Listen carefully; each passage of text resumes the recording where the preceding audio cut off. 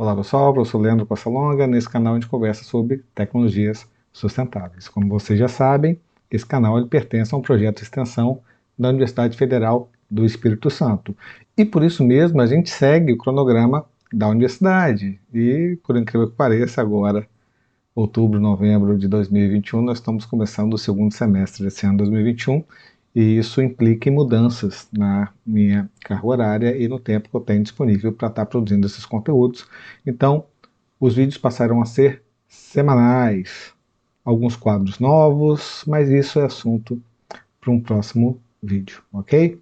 Pessoal, um dos vídeos mais visualizados aqui do canal foi um que eu relatei a minha opinião pessoal sobre se havia valido a pena ou não ter comprado um determinado veículo elétrico. Tá? Essa análise ela foi tanto financeira como também questões ambientais e meu contexto de uso. Nos comentários eu notei que havia muita dúvida sobre como que eu cheguei àquelas conclusões. Então eu detalhei um vídeo, que eu vou deixar no card aqui, na descrição também, todos eles, sobre como eu fiz para calcular qual que valeria mais a pena financeiramente. Do ponto de vista ambiental, eu prometi que faria em uma outra oportunidade. Ainda não era possível dizer se havia valido a pena do ponto de vista ambiental ou não a aquisição e o uso de um veículo elétrico pela quilometragem que eu fazia com esse veículo. Mas um comentário, né, de uma pessoa que assistiu o vídeo me fez então reavaliar e trazer esse assunto, esclarecer esse assunto, detalhar mais ele. O comentário dizia o seguinte: uma moto que tem apenas 10% das peças de uma combustão já compensa o fato do transporte China-Brasil. Temos que fazer a nossa parte, investir, testar, recomendar uma e não recomendar a outra. O amadurecimento dos veículos elétricos também depende do usuário. Fecha aspas. Olha, a minha resposta para esse comentário lá na plataforma foi que não era bem assim. Que não basta simplesmente o veículo ser elétrico para ele ser ambientalmente mais vantajoso. Também o fato de ter menos peças não torna mais necessariamente, né, mais propenso a ter uma menor emissão, né, porque pode ter menos peças, mas o volume dessas peças pode ser maior, ele não vai ter 10% do tamanho do outro. E eu também não sei quanto que se emite para produzir essas 10% de peças aí. Pode ser muito mais do que os 100% do outro. Na verdade, essa informação também está um pouco incorreta, como a gente vai ver mais na frente. Sobretudo, eu disse que o nosso papel aqui no canal não é recomendar uma sobre a outra. Essa é uma decisão de vocês. Nosso papel aqui é fazer vocês refletirem para além das campanhas publicitárias que muitas empresas usam para vender mais produtos que não são necessariamente limpos, né? Então eles usam lá a questão da sustentabilidade para tentar surfar essa onda. E quando a gente faz os cálculos aqui, a gente demonstra que na verdade pode não ser esse o caso. Refletindo sobre essa minha resposta, eu cheguei à conclusão de que ela podia ser melhor explicada, poderia ser mais didática, melhor detalhada se eu tivesse mais tempo. E é por isso que eu estou gravando esse vídeo para vocês. Afinal, veículos elétricos são necessariamente mais limpos do que a contraparte, a combustão? Isso a gente vai ver depois da vinheta.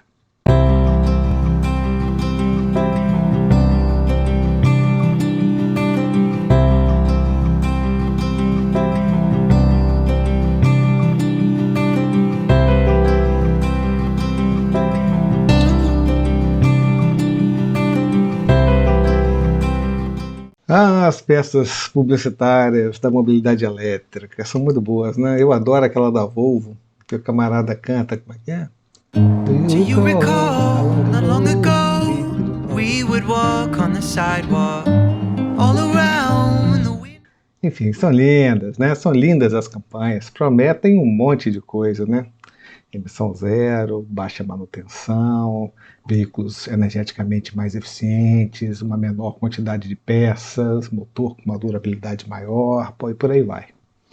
Será esse o nirvana da mobilidade elétrica? Ó, Bom, para entender isso, a gente precisa de uma visão mais holística da proposta, né? Olhar o todo, não somente a parte das emissões do veículo no rodar, né? Então a gente vai desde a produção das matérias-primas para produzir o veículo até o descarte do veículo em si, né? São 5 fases no Life Cycle Assessment. A primeira fase diz respeito à produção do veículo em si. Então a gente fala da extração de matéria-prima, produção de materiais, dos componentes dos veículos, até a parte da montagem. E esse vai ser o foco do nosso vídeo de hoje.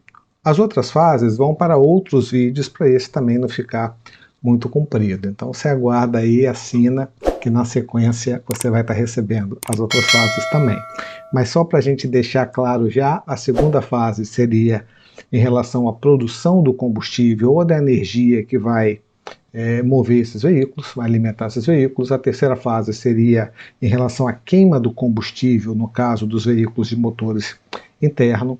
A quarta fase seria a produção, né, das peças de manutenção, de reposição e também o descarte delas. E a quinta e última fase diz respeito ao fim do ciclo de vida desse veículo. O que a gente faz com ele? Porque aí também é um custo importante a ser avaliado no meio ambiente. Pessoal, esses estudos não são fáceis de serem feitos.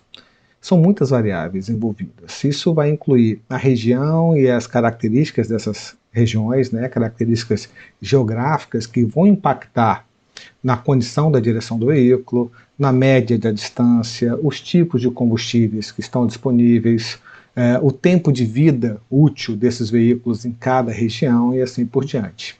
Então, para balizar nossa análise aqui, o nosso estudo, eu trouxe um artigo intitulado Estimation of CO2 Emissions of Internal Combustion Engine Vehicle and Battery Electric Vehicle Using LCA.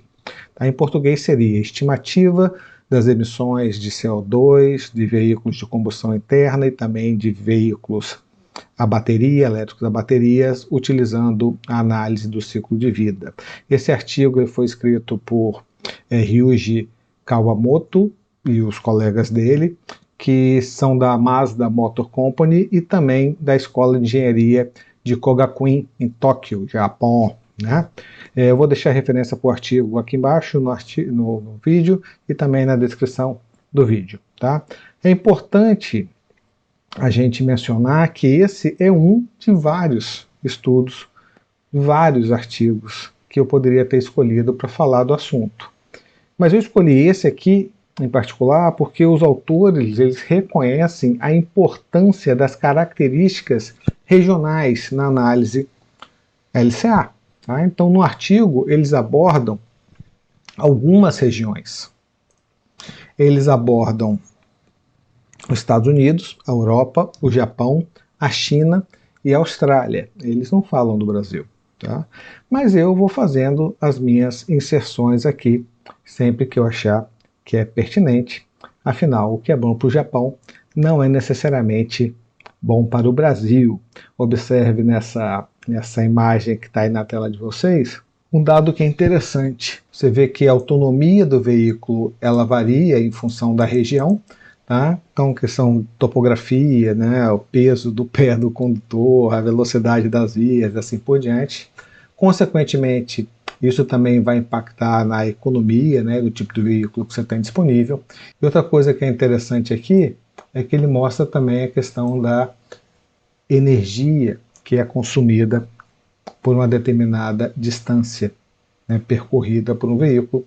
Isso aqui vai ser interessante para o pessoal aqui que fica reclamando da autonomia dos veículos elétricos, das suas motos e assim por diante. Bom, está aqui no artigo, é só fazer os cálculos aí que você vai ver o que é possível. Sem mais delongas, então, vamos para o que interessa. Vamos falar aqui da produção dos veículos. E a primeira coisa que a gente tem que tirar da frente é essa questão de que o veículo ele só tem 10%, o veículo elétrico ele só tem 10% das partes de um veículo a combustão. Isso não é verdade, gente. Na verdade, estima-se que ele tem 10% das partes móveis, tá? Então, quer dizer, enquanto um veículo elétrico a gente fala ali de 20 partes móveis, num veículo a combustão a gente fala em 2.000 partes móveis. E isso facilita muito a questão de manutenção dos veículos elétricos, mas isso não é medida de emissão, né, para produção de peça. Até porque pode ter uma peça dessas 20 que polui muito mais do que as 2.000 peças juntas, no caso da produção, que é o que a gente está focando aqui nesse vídeo. Para facilitar aqui a nossa análise das emissões da produção, o autor ele sugere que a gente trabalhe com 4 partes dos veículos. A primeira parte são as peças do chassi, o chassi em si e as peças do chassi. E é importante dizer que aqui não há diferença nenhuma entre o veículo elétrico e um veículo a combustão. As peças do chassi, de acabamento, interior, pneu, é tudo igual. Depois vem a parte específica do veículo a combustão interna, também chamado de ICE, ou ICV, ou ICV, tá? ICE de Internal Combustion Engine e ICV de Internal Combustion Vehicle, tá? Aí sim, né, motor e transmissão de um veículo de combustão interna é uma coisa que a gente vê quanto que a gente emite para produzir isso, tá? Depois a mesma coisa para a parte elétrica, ou seja, o motor elétrico e os inversores necessários para impulsionar, né, um veículo elétrico. Por fim, tem a questão das baterias dos veículos elétricos. Então são essas 4 partes que nós vamos estar avaliando por região. Em relação ao chassi, as emissões para o chassi, como eu já havia dito, que inclui o interior e pneus, ela é idêntica para os 2 veículos, né, para a combustão e para o elétrico. Existe uma organização chamada Life Cycle Assessment Society of Japan, JLCA. Tá? Ela usa um número de referência para as emissões que são produzidas, né, quando a gente está construindo um veículo a gasolina de passeio pequeno. Tá? Então ela estima que é em torno de 5.494 quilos de CO2 para produzir um veículo desse. Tá? A mesma instituição ela afirma que 76,8% do peso do veículo está nas partes do chassi, né? Está no chassi. Então, o que os autores desse artigo fazem? Eles propõem que a gente faça, então, uma fração do peso do chassi em relação ao peso total do carro para achar, então, as emissões especificamente dessa parte. E aí fica assim, né? Em torno de 4.219 quilos de CO2, que na verdade é 76% do peso total do veículo, né? Quase 5.500 quilos. Tá? Sobre isso eu tenho 2 comentários a fazer. Primeiro, veículos pequenos no Japão é muito diferente dos veículos pequenos aqui no Brasil. Tá? Lá a gente sabe que os veículos são um pouco menores do que a gente utiliza aqui no Brasil, até por uma questão de custo. O segundo comentário que eu tenho para fazer é em relação à nossa matriz energética. Tá? A nossa matriz energética ela é muito mais limpa que a do Japão. Tá? Enquanto o Japão eles têm em torno de 12,45 de fontes renováveis no mix da matriz energética deles, o Brasil tem 45,18. Tá? Então, se a gente fosse levar isso em consideração na produção, o nosso carro aqui daria em torno de 2.593 quilos de CO2, ou seja, muito menos do que no Japão, né, para produzir. E a gente não produz veículo elétrico. Tá? Então isso é uma coisa importante. Todos os nossos veículos eles são importados. Então a isso agrega-se as emissões de uma matriz suja, como é o caso dos veículos produzidos na China, que é maior do que esses 5.500 quilos aqui de um veículo a gasolina, mais o transporte para trazer esse veículo para cá. Tá? Bom, é isso. Isso aí é para a gente produzir, então, o chassi de um veículo, tanto faz, elétrico ou a combustão. Vamos falar de motor agora. A gente vai usar o mesmo raciocínio. Tá? Então o motor vai ser o seguinte, a gente vai subtrair, né, o peso do carro de referência das emissões do motor, e isso vai ficar em torno aqui de 1.274 kg de CO2 só para produzir o motor e a transmissão. Se for um veículo diesel, bom, aí é um pouco mais, porque o powertrain, né, o sistema de propulsão desses veículos é um pouco mais pesado. No Brasil, esse número, considerando a nossa matriz energética, ficaria em torno de 783 quilos por CO2, ou seja, muito menor. Lembrando que no Brasil nós produzimos também a nossa parte, nossas peças todas, não precisa importar muitas delas. Então, as emissões para produzir um veículo a combustão no Brasil são bem menores do que esses números que eu estou apresentando para vocês. Ok, vamos agora especificamente para os veículos elétricos, para produzir os motores e os inversores. Tem um estudo de 2012, né, que está lá no artigo que eu supracitei, que indica valores na ordem de 1 tonelada, né, ou 1.070 quilos de CO2 para produzir um motor elétrico e 641 quilos para produzir um inversor. Tá? Infelizmente, o artigo ele não traz muitos dados que permitam a gente derivar números para o Brasil, tá? Para produzir isso no Brasil. Ele simplesmente coloca esses dados para a gente.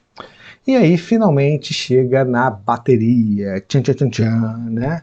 A bateria, a grande vilã dos veículos elétricos. Tá? E as emissões da bateria dependem muito da composição do cátodo, a origem de matéria-prima, as técnicas de mineração e por aí vai. Tá?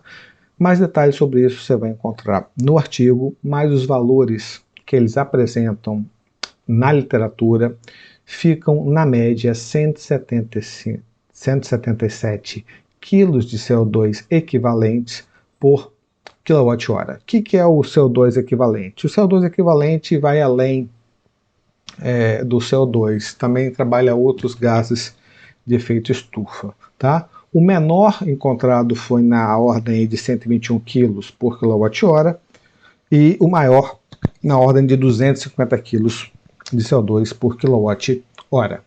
Bom, com isso, então, chega-se no resultado. Para a gente produzir um veículo elétrico com uma bateria de 35,8 kWh, a gente vai emitir mais do que o dobro, 2,2 para ser mais preciso, vezes a mais que um veículo de combustão interna. E o grande problema disso é a bateria.